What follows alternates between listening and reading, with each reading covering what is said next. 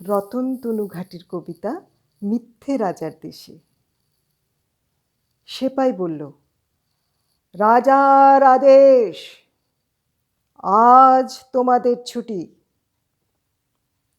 আকাশ বলল, আমি তো রোজ সকাল সকাল উঠি, গাছে পাতায় আলো মাখাই, নদীকে দি ঢেউ।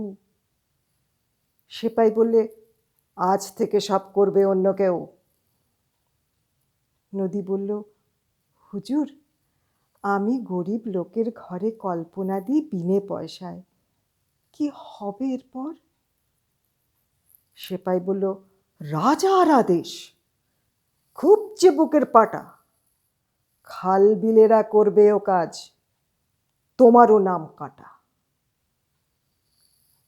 রামধনুদের ভিড়ের থেকে 4-5 জন এসে বললে, হ্যাঁ গো সেপাই সাহেব, আমরা মাটির দেশের ছেলে মেয়েদের রাঙিয়ে তুলি কত রকম রঙে। দোকান থেকে আনবো কিনে, বলল রাজার ঢঙে। রোদেরা সব দাঁড়িয়েছিল, এসে বললে, সেলাম, আমরাও কি ওদের মতো ছুটির নোটিশ পেলাম?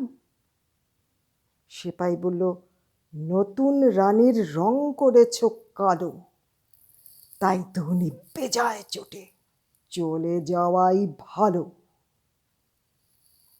আকাশ, নদী, রামধনু, রোদ চলল দিনের শেষে, এসব যেন সত্যি না হয় সত্যি রাজার দেশে।